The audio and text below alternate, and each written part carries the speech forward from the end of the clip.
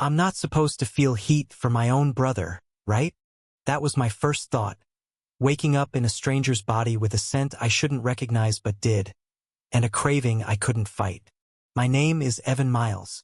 I was 25, a journalist with a quick tongue and no patience for romance. My world was built on deadlines, black coffee, and sarcasm. I lived alone. I loved it that way, and I never looked back until I woke up in a body that wasn't mine. Slighter frame, smooth skin, and an aching, pulsing burn inside me that had nothing to do with caffeine withdrawal. And the worst part? My body wanted him. Nolan. Detective Nolan Hayes.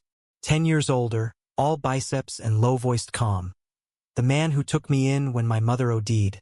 The one person I ever trusted. I used to call him bro, half joking, half wishing. We hadn't lived together in years. But when my shaking fingers dialed his number that morning, I knew exactly what I was doing. I was surrendering. He picked up on the second ring. Evan. His voice hit my new body like whiskey hot and dangerous. I could hear the engine of his patrol car purring underneath. "You don't know what's happening to me," I croaked. "I think I'm in trouble." And just like that, he was coming. Like always. Like forever. The truth unraveled slowly. First, I thought it was a dream. A nightmare.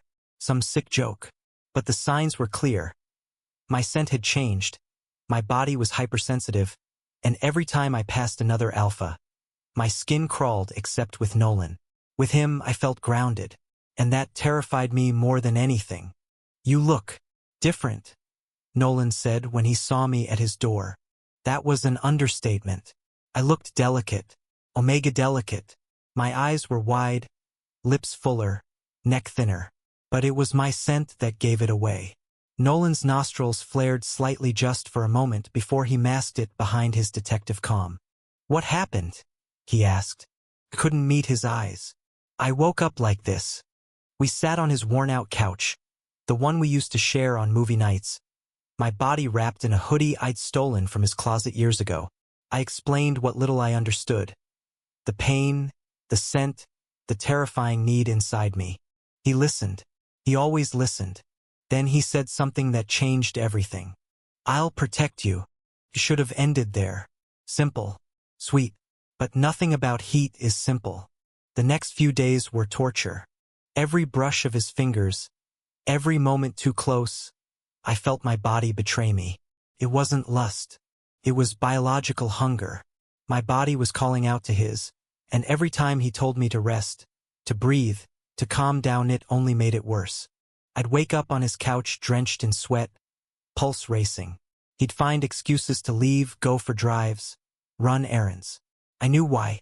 He could smell it on me, and he wanted me too. Came to a head one night when I collapsed in the hallway, barely breathing. My heat had spiked.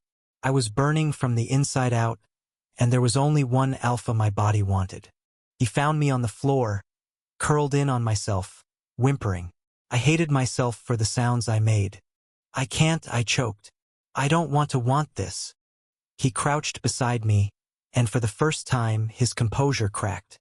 "Evan, tell me what you need." "I need you," I sobbed. "I need you to make it stop." His jaw clenched.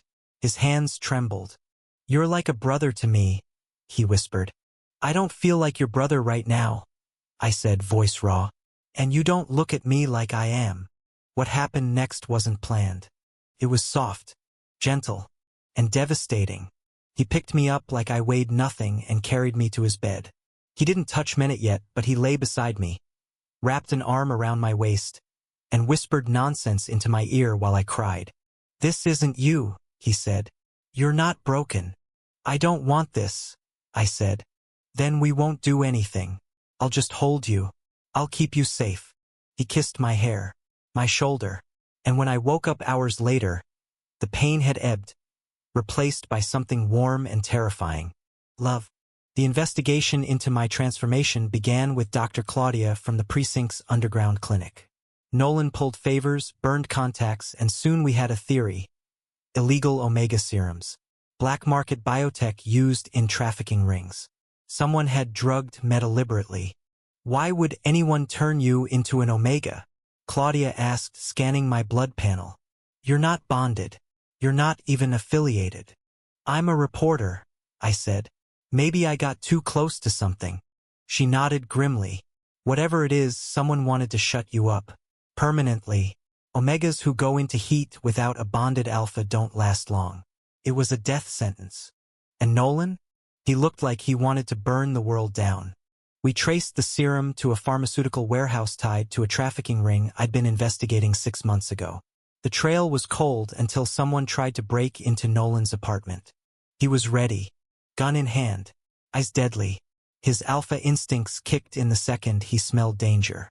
They weren't after me anymore. They were after us. That night we ran.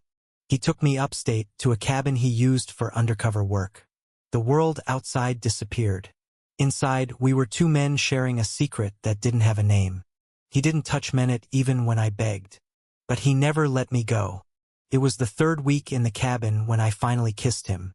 I'd been staring at him too long, memorizing the curve of his throat, the lines in his hands. He was chopping wood, shirtless, sweat gleaming under the fading light. You keep looking at me like that, he warned. And I might forget I'm the good guy. I'm not asking for the good guy, I said. I'm asking for you. The kiss was slow, heavy. Years of tension exploded in a single breath.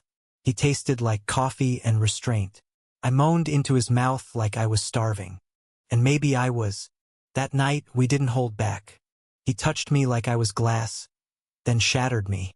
Our bodies spoke in a language older than fear. When he finally nodded inside me, I broke open with his name. Not brother, just Nolan. When we returned to the city, everything had changed. The trafficking ring was exposed thanks to the data I recovered. My old body was never found. But my identity, it evolved. I wasn't Evan the reporter anymore. I was Nolan's bonded Omega. People whispered. Some called it scandal. Others called it fate. I called it home. He still made me coffee every morning, grumbling about the news. I still stole his hoodies and pushed his buttons. We fought. We kissed. We lived. But every now and then, he'd look at me across the room, eyes smoldering, and say, "You may not be the kid I raised, but you're the man I chose." And that was enough. That was everything. Thank you for listening. Don't forget to like and subscribe to stay updated with the latest videos.